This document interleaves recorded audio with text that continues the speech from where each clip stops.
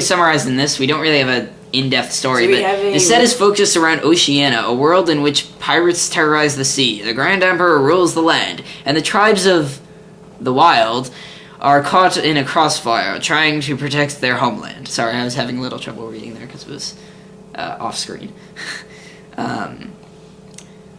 So, I believe... yeah, it's basically Pirates of the Caribbean. It's basically... How about, okay, how about this? The Grand Empire abuses the power of their matrons to scavenge long-lost lands for military bases. Or something. Military power, maybe? And in response, there's all these pirates rising up. So there's actually, like... Because normally, pirates in the old times were just, like, relatively small forces that were generally struck down, and Sometimes they were in the end. Well, so. I'm thinking that, like, white pirates were more like privateers than actual pirates. Yeah, because, I mean, we have sneak, and even blue, too, because blue particularly, because we have, like, that's the whole concept of blue. Yeah. Is sneakiness, but... And, like, killing them, countering them, that's red and black. Well, blue is countering, and red and black would be really, like, killing based. Yeah. But, so do you think we should give flavor text to this? Because... I don't know, maybe, like, just leave it, like, flavor text. And you're going about my flavor text. What was your flavor text? I just said it. Yeah. I would leave it without flavor text. No, my That's flavor great text flavor was, text. the Grand Empire abuses the power of their matrons. Oh, the flavor text? Yeah. For the card? Yeah. That would be telling the story, the whole concept of this set, but I don't believe that we should leave that as the flavor text. Maybe like, oh,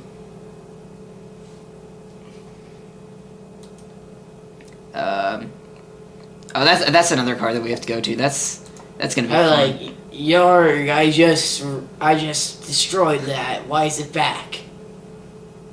Oh, yeah, I just thought of something. Oh. Because pretty much when you play this, you're gonna be tapping out, so it's a cool idea. Yeah. We're really getting off on tangents this time, but I mean, I guess that's the idea. Okay, so return together from your given to play. The flavor text was,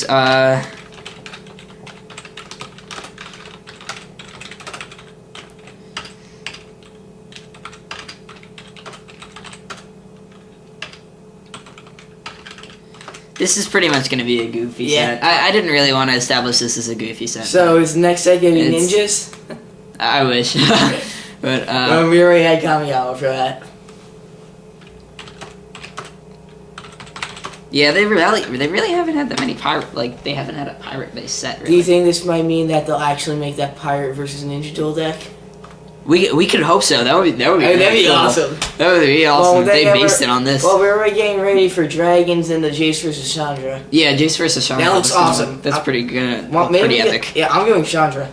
Yeah, personally, I like Jace because if it has flashcards, that's going to be pretty cool. Like, Spell Stutter Sprite. I mean, obviously, no. It's not really going to be fairy-based. I'm just really getting hyped for those novels. Yeah, it is a pretty cool idea. And, I mean, I know everybody hates flavor, but that actually seems like a pretty good idea. I don't know what's wrong with some of you people. Flavor is awesome. It's what makes the game. Part of it. So, basically we have the Arg! I just destroyed that! Why is it coming back? Okay, going back to the lands, which is... And who's saying that, like, Patchy the Pirate? I guess.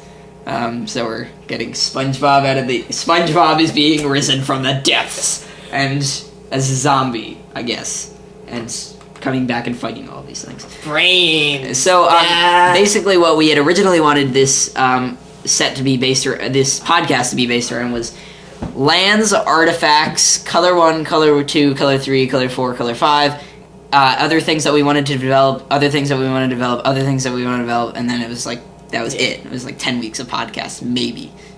But, as for, so we have the Thunderwood Peaks 3-land cycle. Then we have, just to read through, I'm going to read through all these because they're quite different. Seaside Shipping Yard, it's the blue version of the, oh wait, no, it's It's a different sort of blue version of a pirate. Wait, but isn't it? Oh, this is in a cycle. Sorry. Yeah, this is a cycle with like Drunkard's Den. Or No, this isn't a cycle with Drunkard's. This is different. So Seaside Shipping Yard is a bit of it's on its own. It's Seaside Shipping Yard comes into play tapped. It's a port. It's common. Tap, add blue to your mana pool. Blue, tap. Look at the top card of your library, then put it on the top or on the bottom of your library. I'd say that's pretty fair for a common. It sounds pretty fair, and it sounds very bluish. And it's basically the original card, except I believe. Did we change any of that, or is it? I think you used to have it uncommon. Oh yes, it was originally uncommon, and it didn't come into play tapped, I believe. Yeah. When we got this. So yeah. I might have changed that if I'm wrong. Please tell me or comment or anything. But whatever it was, it didn't come into play tapped, and that didn't make any sense because that obsoleted lands, which Magic is not supposed to be done. So then we have Seaforge Temple, which is the red, black, blue version. We have Rogue Shipyard here. We have the this is the version of the Drunkard's Hub and various things like that cycle. So it's a land, it's a port, it's common. Tap, add colorless to your mana pool, or 1 blue, tap, put a +1/+1 counter on target chip. Sounds very blue. This is basically the, it sounds pretty blue. I think, I mean, even if we had like a channel ability or a counter ability with something like this, I mean, channel 2 counter, this would be, it'd be pretty interesting. But then we have Riverside Tropics, which is tap, add colorless to your mana pool, 1 green, tap, put a 1/1 artifact ship token into play. The idea of this was that it's like a, it's basically a bunch of like more like a tribe rather than like pirates, but it could be pirates at the same time, just established in the jungle. Think of the 1/1 artifact ships as like canoes, basically, or dinghies, or I don't like that word. We could we originally had it as ships, so we're gonna change that to canoe as that's the token. You put canoe. Canoe. That's how you spell canoe. Oh. Wow.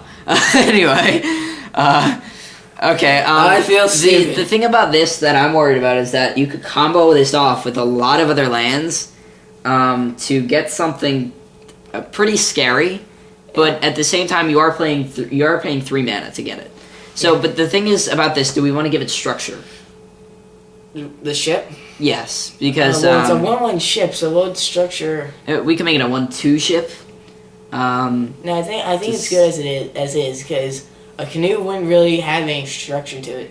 I think, but because of everything that comes off this ship, should we change the mana cost? I was thinking about 2 colors green, or 2 colors green. Sorry, that I mean it's 4 mana, yeah, and here.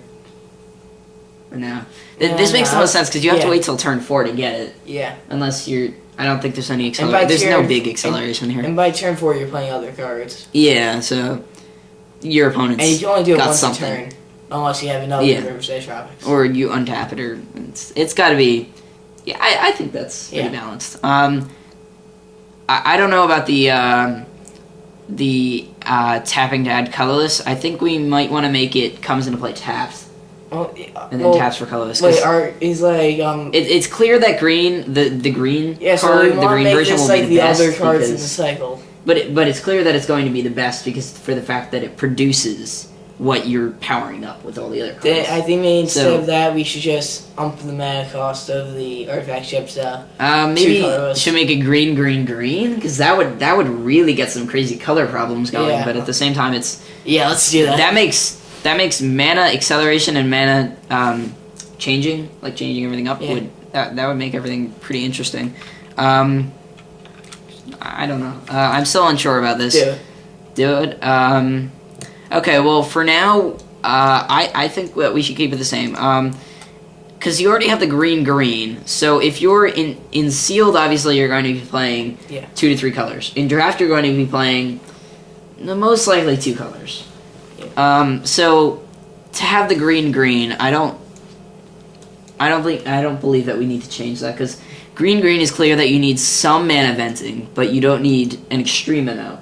Because if you have 2 colors there, if you have 1 color, which generally mono green is generally one of the colors that goes very well, like mono green elves, it's generally just mono green aggro beats Yeah. I mean, and you can't really do that with any other coloring drafts except. I don't know. Sometimes Regionals, white. I beat mono green accurate pretty well. That's different. That's constructed. We're talking about limited here, because with green, it's always a big problem. Like the one guy that drafts mono green elves, he does that every single time, and He likes elves. he has like a philosophy to draft mono green elves, and he seems to get. Why'd you give this up? I'm playing elves. Yeah. He doesn't know And me drafting. He had like I believe the time we were there, he had pack one, pick one, Doran. Yeah. He didn't pick it, but Yeah. he had the opportunity to pack one, pick one, Doran, and he didn't do it. It was ridiculous what he was drafting, but Yeah. I think we could leave this as is. 'Cause- Well,